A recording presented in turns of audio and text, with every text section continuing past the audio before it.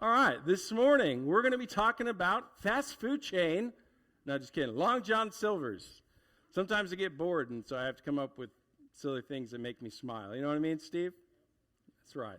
You know exactly what I mean. Long John Silver's. No, we're talking about kids of the Bible this month. And so today we're going to be talking about the young boy with fish and loaves of bread. That's going to annoy me, so we're going to shut that. Okay? It's going to be John chapter 6. John chapter 6. So there are how many Gospels in the Bible? That's books of the Bible. How many of them are Gospels about Jesus' life? Thank you, 4. Okay, so they are the synoptic Gospels. Okay, so what this means is that all 4 of them are written by 4 different people, written to 4 different audiences about the exact same time. And sometimes they choose to talk about a certain story, whereas other authors do not. And the reason is not because it didn't happen or because somebody's making up a cool story. It usually has to do with it really doesn't do anything for the audience that they're writing to, right? This is why some of us really enjoy certain genre of books and others of us are like, that genre is terrible, right? Like we have different likes, preferences, but at the same time, we also have, a desire to learn, and there's a certain way that we learn. Jews are different than Greeks. Very smart, wealthy people are different than agricultural, poor people. They have different lives, different understanding, different experience. And so when you have the 4 Gospels, you had all these different people wanting to learn about Jesus. And so the authors wrote different ways. But sometimes they talk about the exact same story. This is one of them. What this is known as is the feeding of the 5,000. It was found in all 4 Gospels. There's a few other things, the Last Supper, Jesus' death. So when all 4 Gospels talk about it, it's incredibly important. Today we're going to talk about the young boy who showed up on a shore and God did something impossible. Let's start in chapter 6, verse 2. A huge crowd kept following wherever he went because they saw his miraculous signs as he healed the sick. And then Jesus climbed a hill and sat down with his disciples around him. Jesus soon saw a huge crowd of people coming to look for him. So let's set the scene. This is very early on in Jesus' ministry. Okay? So his disciples really don't fully comprehend that he's the Messiah. Okay? They don't really comprehend yet the power that Jesus has. And so Jesus is literally everywhere that he goes, he is performing the impossible. He's doing miraculous things. And his disciples, who again are primarily made up of the bottom of the barrel, if you will, in Jewish society. Because how it worked is every young boy, until about the age of 8, would learn every day. They would read the first 5 books of the Old Testament. We call that the Pentateuch or the Torah. It is the law of God that Moses wrote down. They would learn this. They would have rabbis that would teach them. And around the age of 8 to 12, somewhere in there, they would basically have to take an SAT. This is where I'm out. Okay? I don't do tests very well. They would take a test, and let's say Dave is my rabbi. Wouldn't that be fun if I was one of your students? You would go into early retirement. Yes, you would, right? And so you would give me a test, and you would decide if little Shane was worthy to continue in his rabbinic studies to be a teacher of the law, or if really he didn't have what it takes, which is probably what they would have said. And then I would go and I would learn whatever trade my father did. This is interesting because if you know the story of Jesus, you know that Jesus was a carpenter. Can you imagine being the teacher who turned down the Son of God to be a rabbi? That guy's in retirement. You know what I mean? So again, this is kind of how it works. And so most of Jesus' disciples were not rabbis. They were not teachers of the law. In fact, none of them were. And so they were all rejected. But yet Jesus chose them to be his disciples. And so they're learning about the power of God, who Jesus is.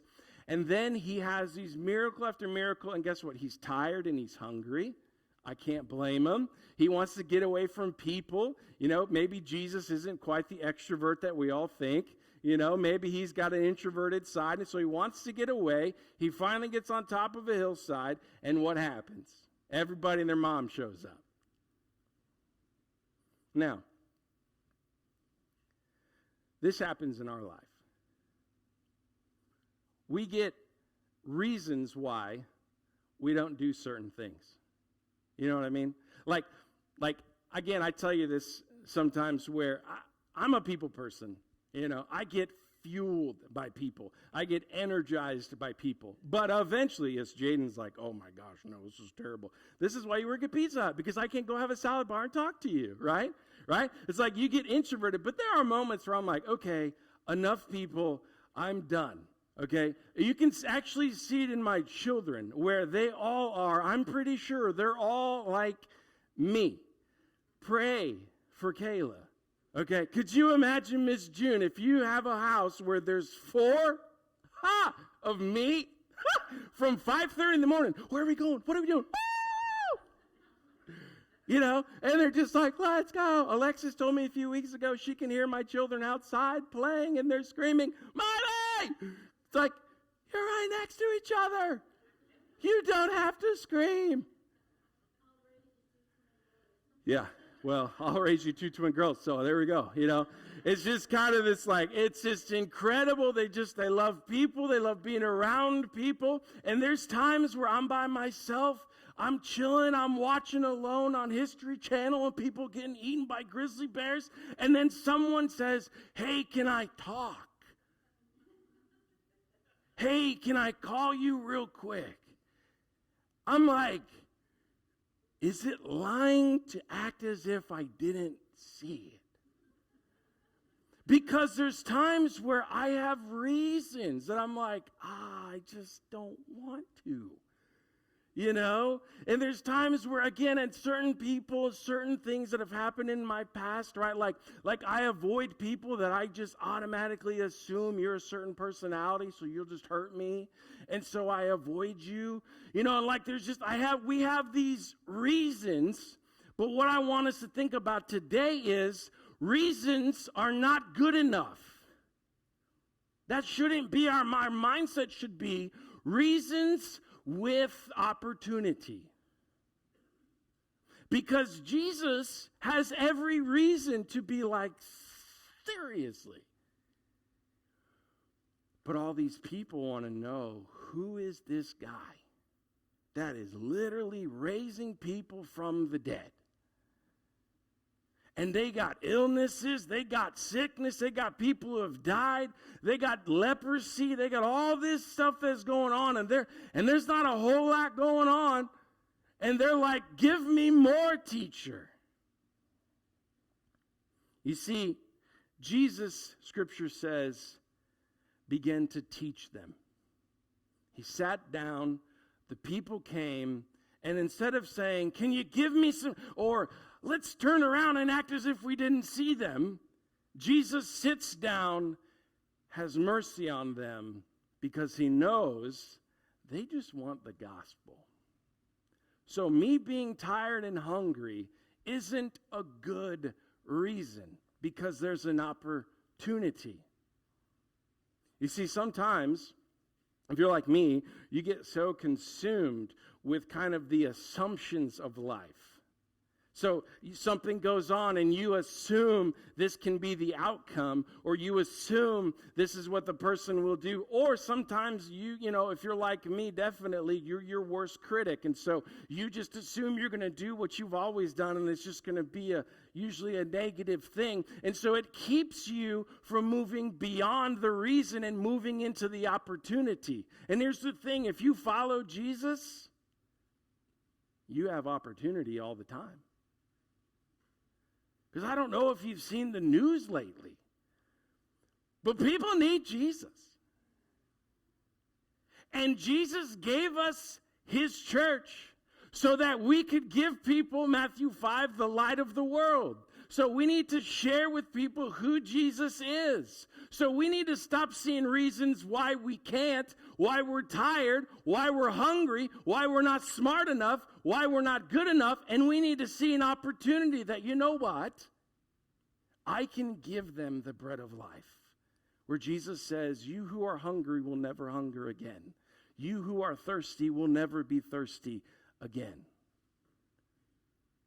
Jesus teaches them. But his disciples aren't 100%. They're not all in. They are sitting there going, Miss Joyce saying, yeah, this is cool, Jesus, but I'm hungry.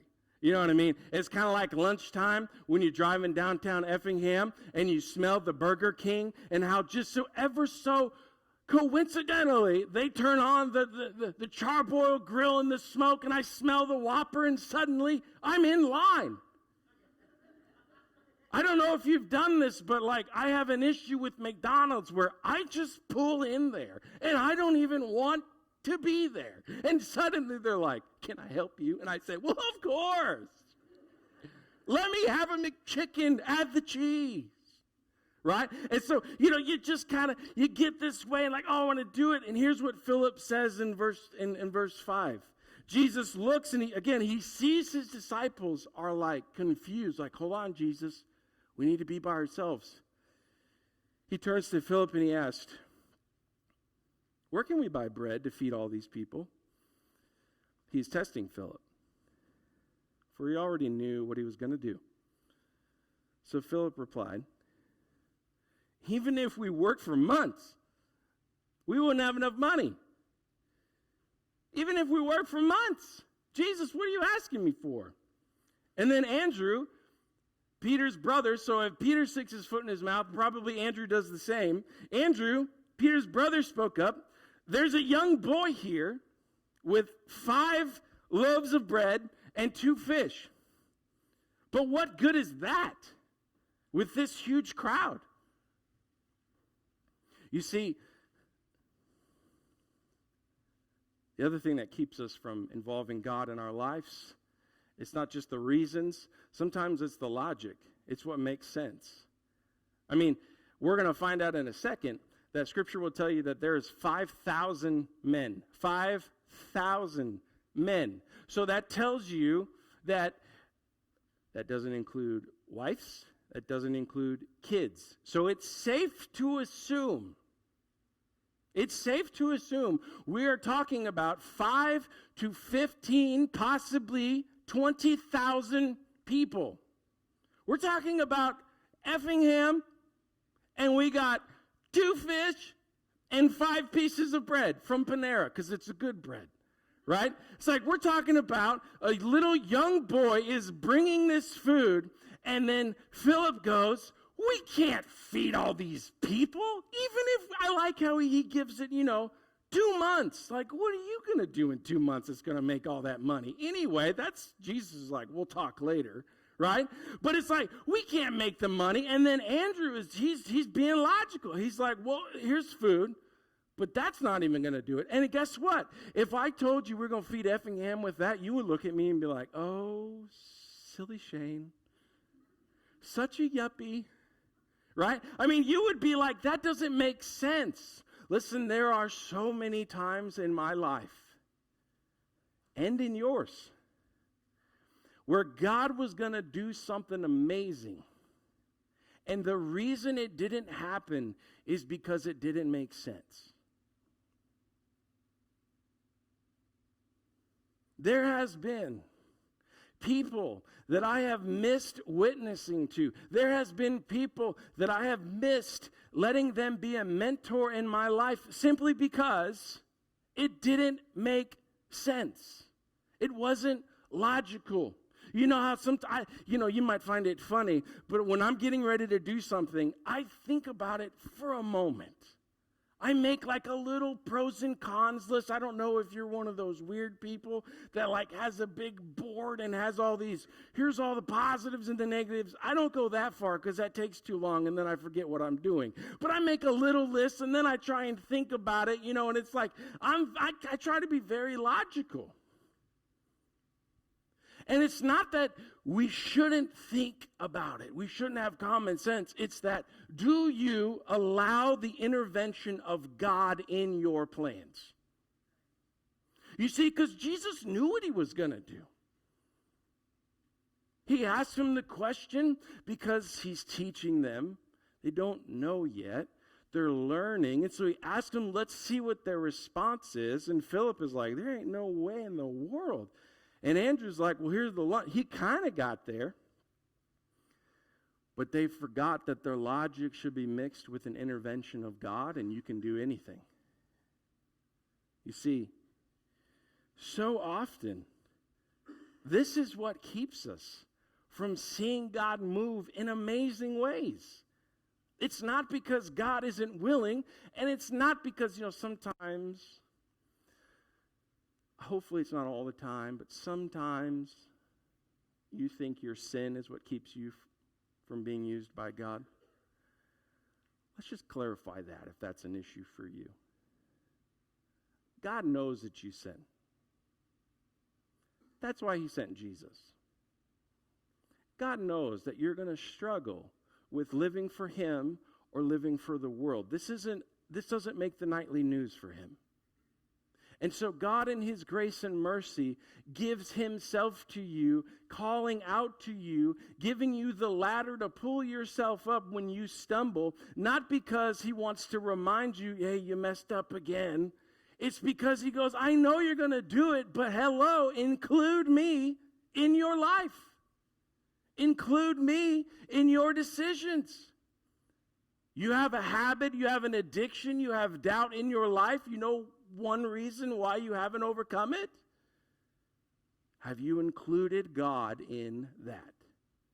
Or are you just trying to fix it yourself?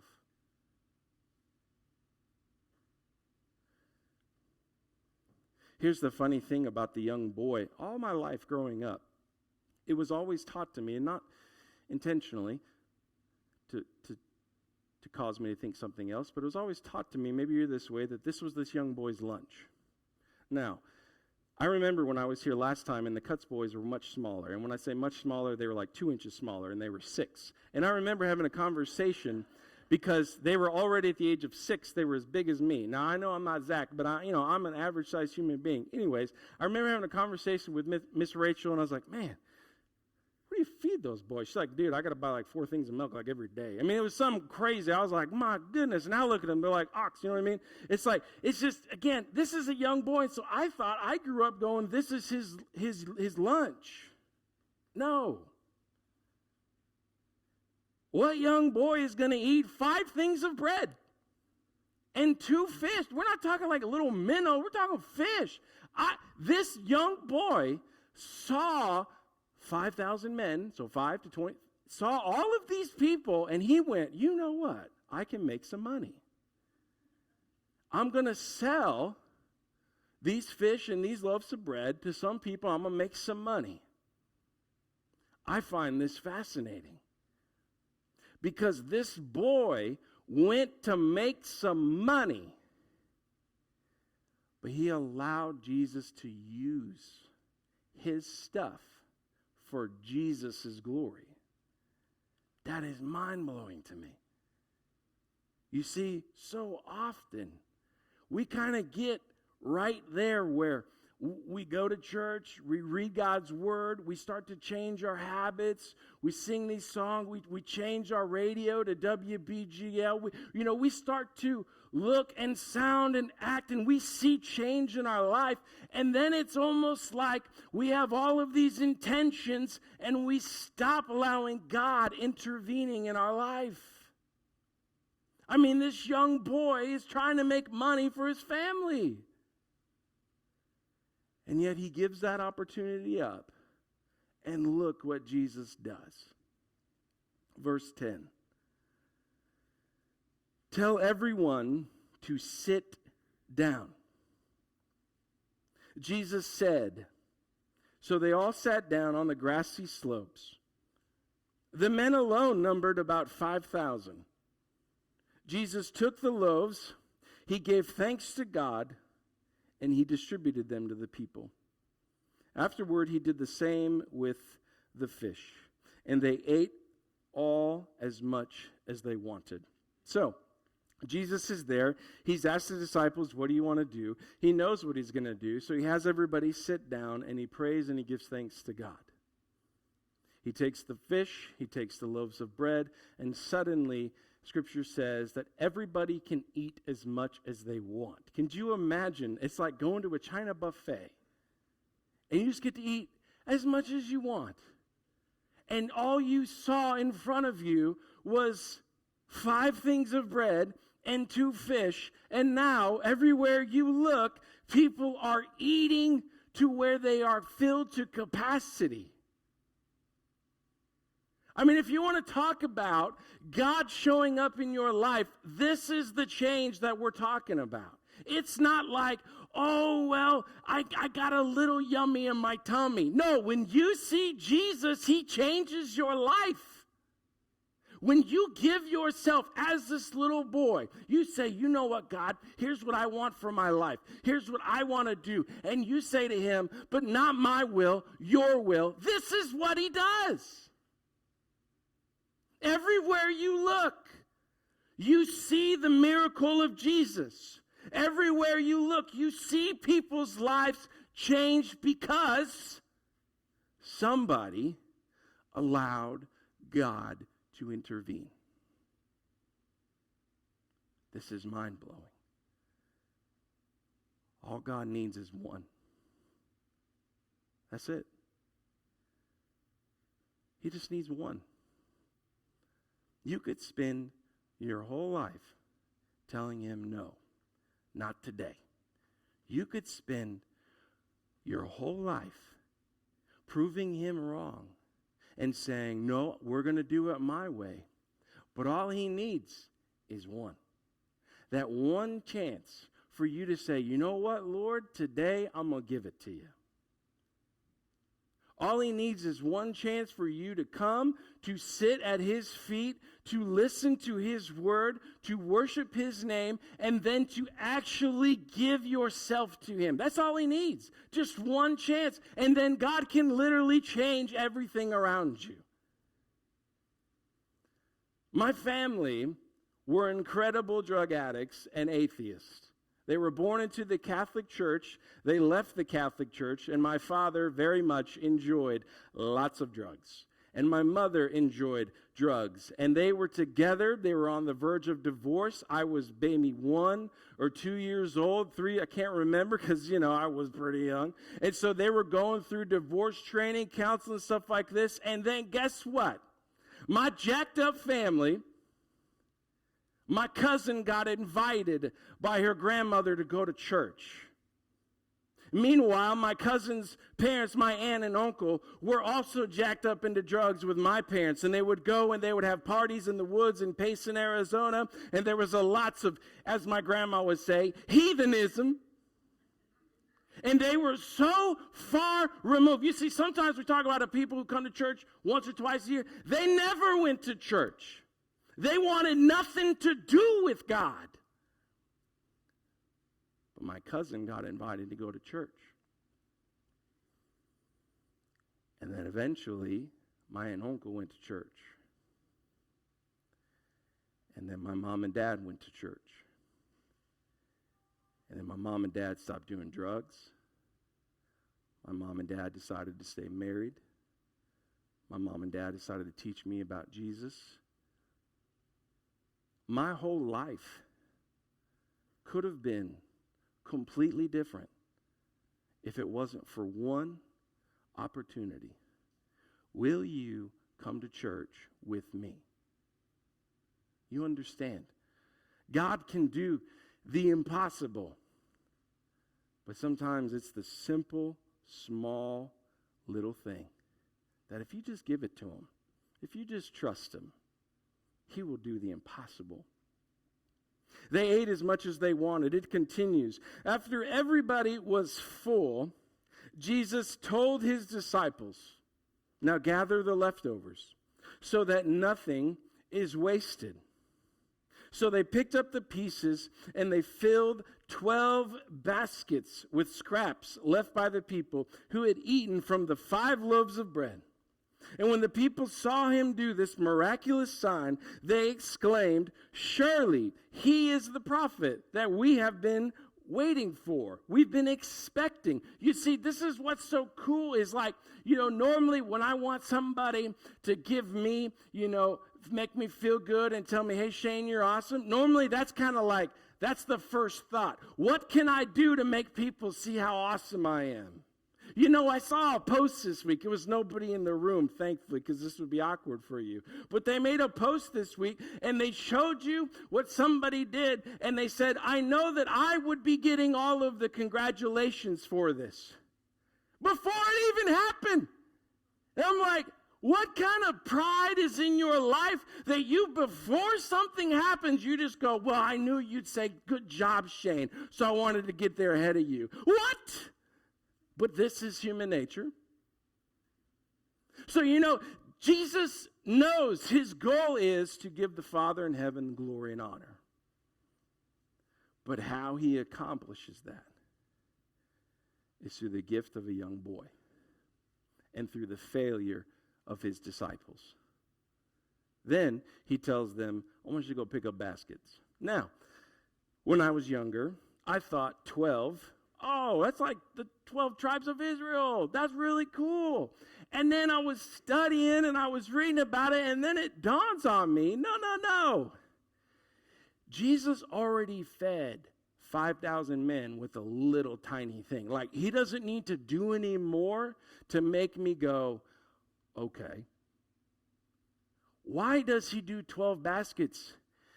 It's so that every single one of his disciples has to walk around and pick up bread and pick up fish and put it in a basket and carry it. So they will never forget the weight of what it means to involve Jesus in your life. And I was like, wow. Isn't God amazing? If you're like me, you have moments in your life where you look back and you go, man, God, thank you. Or you have moments where something happened and it's not comfortable. I imagine Philip and Andrew don't feel really good about their level of trust in the Messiah when he just goes, ba-bam, and feeds them all. And they're walking around going, and Simon's going, you remember when you told him he couldn't do it? What a loser. You know what I mean? Like, they're sitting there, and you can imagine just the gravity of that weight. And yet, Jesus still takes time to individually, in the sea of people, he takes time to make sure that you understand, I'm the Lord. I love you. I'm going to be here with you. You need to trust me. I love those moments. And unfortunately, it's really never in the moment. It's always after that I'm like, that's what God was doing. That's what God was showing me. That's what I love about the Lord. Is because serving with Jesus is the best way to live your life. You and I need to start thinking, not just do we believe in the Lord and will we go to heaven, but what are you doing right now that's with Jesus? And it might sound ridiculous. So are you saying when I go eat lunch in a little bit and I get the chips with the dip from El Rancherito and they get my food back in 7 minutes, which I don't even know how that's possible, but they do that, right? Are you saying, Shane, that I need to think about how do I involve Jesus? Yes, I am. I'm saying when you're driving down the road and you're disgruntled and someone cuts you off and you want to show them where Jesus lives, you need to think about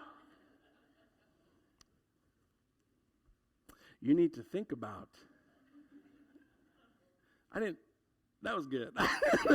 I'm sorry. I'm sorry. That was terrible. That was so bad. Everybody's got a mental image. I shouldn't have done that. I'm sorry, Kim. My bad. All right. You have to think about in every moment, how am I doing this with Jesus? Because guess what? Somebody's life depends upon it. You and I will never know where people are at with Jesus. They can literally be people who sit in the pews who need to be reminded about how Jesus is. Or they could be off in the forest doing drugs like my family was. If I am always thinking, Jesus, how are you going to do this with me? And whatever that is, He will do the impossible. That's how good God is. Nobody in our life promises us this, church. No government, no politician, no friend, nobody ever promises this type of relationship. If you give me a little bit, I will give you everything.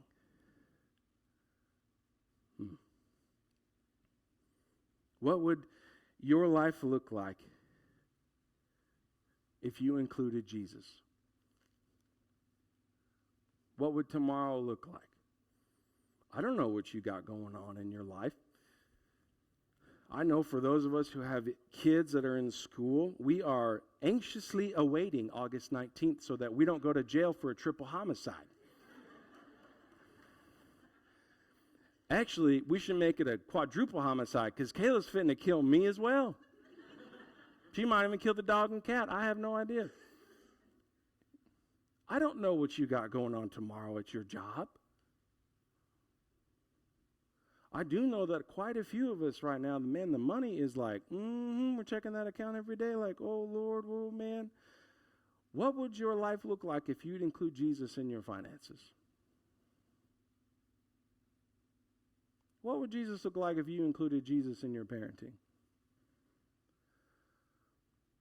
What would that meeting that you're going to have this week because you want a promotion for a job that you think is what you're supposed to do, what if you included Jesus in that conversation? Maybe that's what's supposed to happen. I don't know. But I know I would much rather be the young boy who didn't know anything else and said, you know what, I've come here to make some money, but I'm going to give it to you anyway, and I'm going to watch you do something amazing, than be Philip and Andrew going, oh, man. You see, the Lord wants to use you every day. He's just waiting for some of us to go, okay, God, in my addiction, I'm going to involve you. In my plan, I'm going to involve you. You want to change the world? It's with Jesus. It's with Him. Let's pray.